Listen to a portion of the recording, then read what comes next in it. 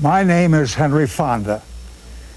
About a week ago, I called the Carter-Mondale campaign headquarters in Washington, and the pleasant voice of a young woman answered the phone.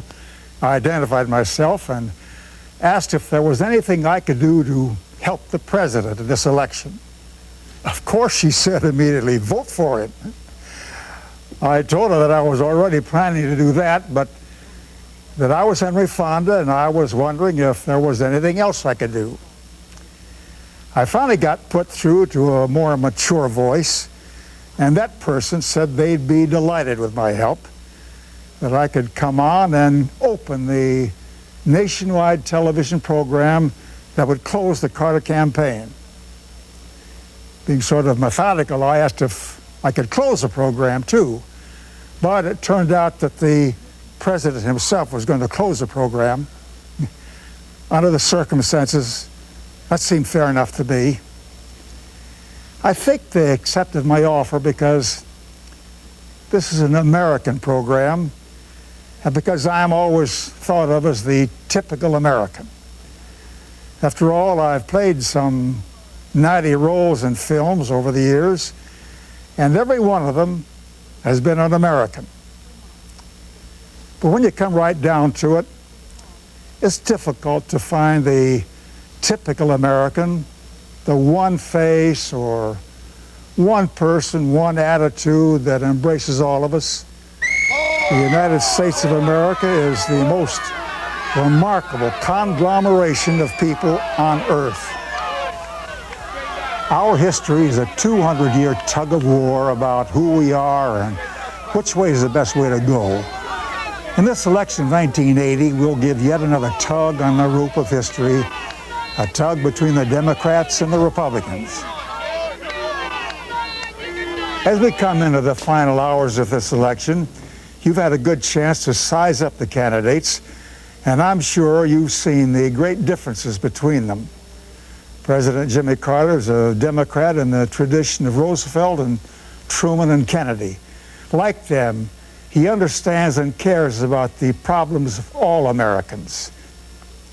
President, first of all, has to be a person of good moral character. People can look up to him and feel a sense of respect for him as a person. I think they should be loyal. I think they should be dedicated. I expect the person to have consistency. I think you have to be a little God-fearing. There's got to be a sense of humor if you're a president. He needs patience, sincerity, Credibility. Moral strength. A man that cares about our country and the people of the country. When Jimmy Carter came along in 1976, his soft manner of speech, his tendency toward understatement, as opposed to the general hyperbole that you hear from politicians like me, for instance, was a welcome thing to the American people. Ladies and gentlemen, brothers and sisters,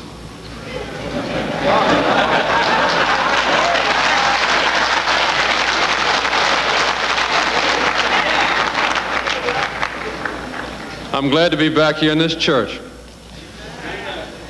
I came here as a candidate. I was received with open arms.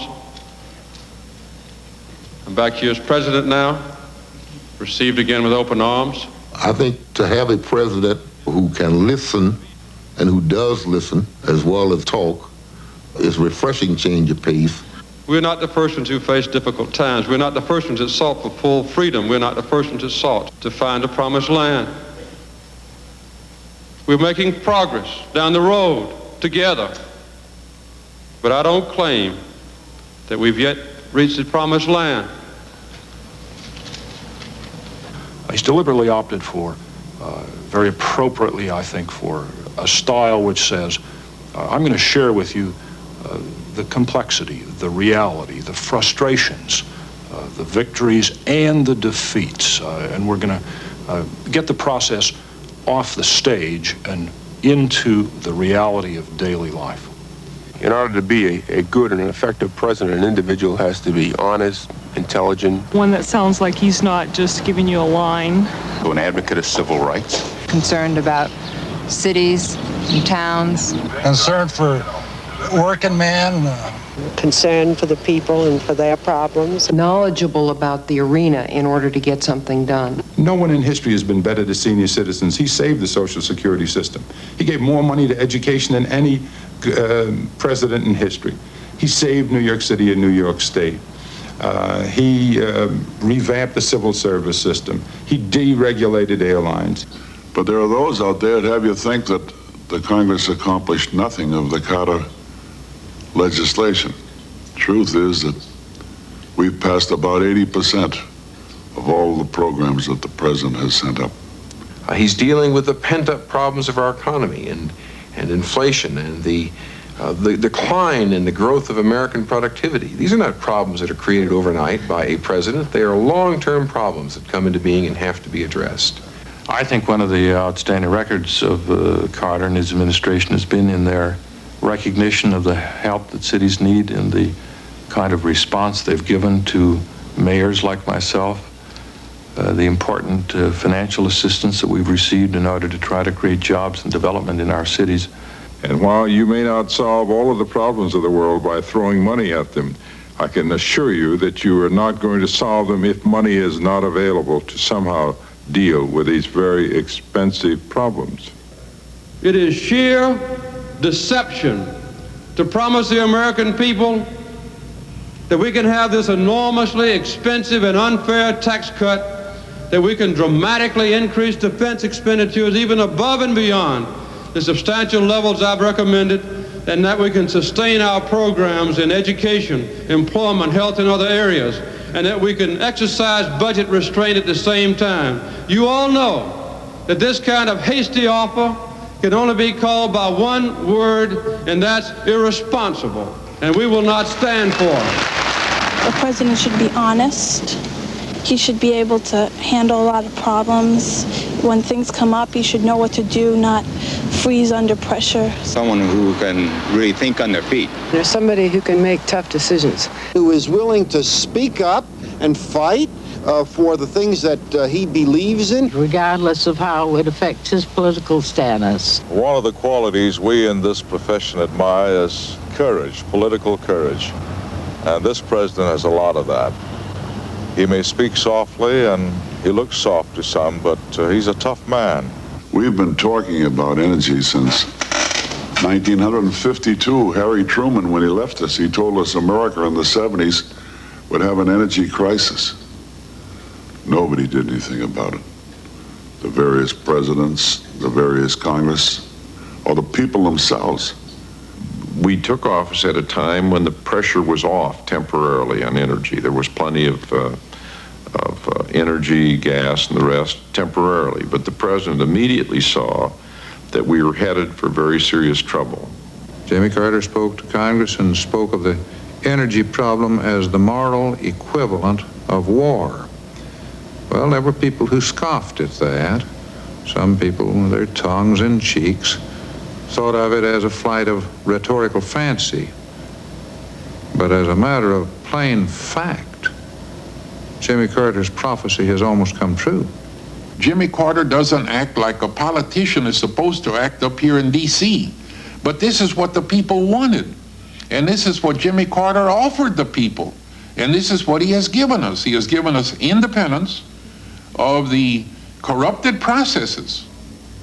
He has given us independence of the vested interests. Well, Jimmy Carter's one of these people I call a workhorse instead of a show horse. He's good at the hard, tedious job that any executive's got to do. He's not all that good in bragging on himself or pointing out the achievement. And there is no question in my mind but that his tenacious persistence to bring both Mr. Begin and Mr. Sadat together was the one thing that paid the dividends. The last day at Camp David, during the negotiations, it was about halfway through the morning when the president and I met again for the umpteenth time. And he said, "Si, how do you think it looks?" I said, Mr. President, I think we've crossed the final hurdle. We're going to get there. And he said to me, I believe it too. I really think that we have finally achieved it. And I remember that this was a moment that was thrilling to both of us because we suddenly realized that we had reached an historic agreement that might change the future of the Middle East.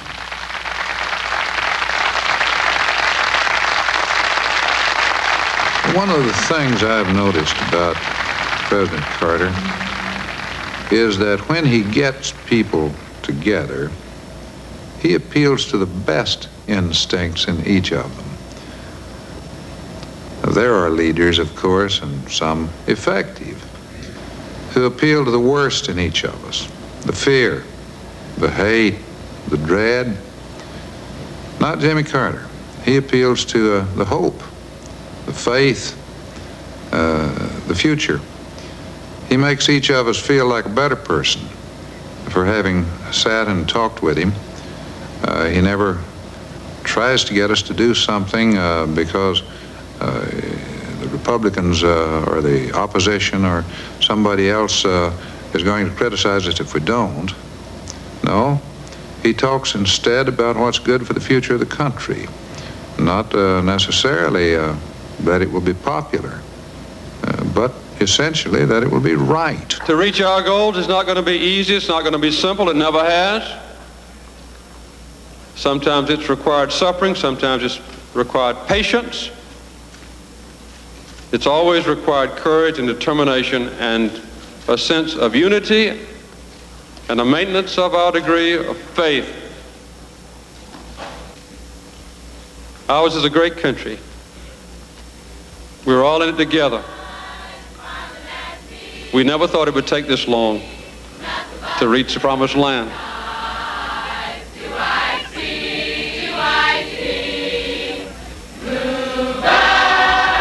But we're moving in the right direction. Nothing but bluebirds all day long. Never saw the sun shining so bright. Never saw things going so right. Never seen the day hurrying by. When you're in love, my, how they fly. Oh, blue days, all of them gone. Every 4 years, we search for the man with every good quality imaginable. We can put him together in our minds, of course. That's not hard to do. We can always see him through the simplifying mist of memory. He would have the military genius of George Washington, the common touch of Andrew Jackson, and the determination of Grant. He would move forward into the future like Teddy Roosevelt. He would have the zest and shrewdness of FDR, the rich humor of Jack Kennedy, the feistiness of Truman, and the solidity of Ike. He would be as humane as Thomas Jefferson and as quietly persistent as Abe Lincoln. But we're not electing a statue this November. We're electing a president. And although every political advisor told him to lay off and pass it on to his successor, he tackled that. Jimmy Carter doesn't act like a politician is supposed to act. Well, Jimmy Carter is one of these people that I call a workhorse instead of a show horse. He does the thing that people say can't be done. Doing the Panama. He makes each of us feel like a better person for having sat and talked with him. Ladies and gentlemen, the President of the United States. Good evening. In this long campaign, I've talked to many people in many states, and I've listened too. And it's particularly pleasing to me as I fly south to vote tomorrow to know that the American political system, set up so long ago in our Constitution, is working. You've listened. You've agreed or disagreed. You've thought about how you should cast your vote. And through all of this, it's become quite clear that the people of this country really care about the future of this country. I want to talk to you for a few minutes about that future and about the choice you'll be making tomorrow as you step alone into the voting booth. Over the last 4 years, I've had a great experience, and I've gained experience too. I've grown and I've learned. For the presidency is a great teacher. Because I've learned, I'll be even a better president in my second term. In every decision I've made as president, I've had in mind the decency and the fairness and the hope that lie in the hearts of the American people. And I've been guided by those qualities. I've been guided by an idea, a vision, that I believe is shared by every citizen. It's a vision of a strong America with a secure economic and energy future. It's a vision of a just society with protection for the rights and opportunities that are our birthright. It's a vision of a peaceful world, freed at last from the shadow of nuclear terror, a world where America's full strength is turned toward humane solutions to the differences between nations. As I've learned and grown, the ways in which I've sought these goals have sometimes changed. When one approach has not worked, I've not hesitated to refine it or to change it. But the goals have not changed. They are my goals as your president. They are also my goals as a person. We've not found all the answers in the first term, but together we've made many constructive choices for America. In creating the nation's first genuine energy program, in saving the Social Security system from bankruptcy, in abolishing needless regulations that have hampered business, in bringing 9 million new jobs into existence, in working persistently to keep the peace. In all these things, we've been on the right path, and we've walked in the bright sunshine of civil rights and equal rights and human rights. That's been for me not just a journey of the last 4 years, but the journey of a lifetime. If your confidence in me brings about my re-election tomorrow, we shall venture farther down the same pioneering path, envisioning and meeting the challenges of tomorrow, moving toward the revitalization of the great American economy, moving toward decent health insurance for every citizen, moving toward equal rights for men and women alike, with the basic principle written into our Constitution, moving toward the time when our research and development in energy pays off in new energy sources, moving toward an end of nuclear arms proliferation and a continuous push for nuclear arms control. For we well know that if we cannot indeed find a way to control these arms, then everything else we've planned will be ultimately without meaning. Our pioneering American spirit can serve us in the future as it has in the past. Freedom is hard to grasp and easy to lose. Men and women have always moved, no matter how slowly or at what cost, toward freedom.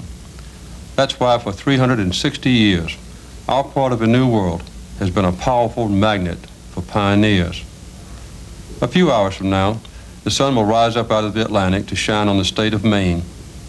In coastal towns and mountain villages and bustling cities, the people will get up to go to work, and sometime during the day to vote. As the light of day moves west, millions more of you all across the land will get up to go to work and to vote. 18 hours after the polls open in Maine, they'll close in Hawaii and Alaska, and the job will be done. You, the people, will have spoken. And in America, what the people say goes. It's terribly important for you to participate in this great national decision tomorrow. Our whole country, our whole future, will actually go in the direction that you steer it. If you don't vote, you give your voice to someone else, perhaps to those with whom you completely disagree about the future. So tomorrow, wherever you are, vote, participate, make your voice heard. There's much to do.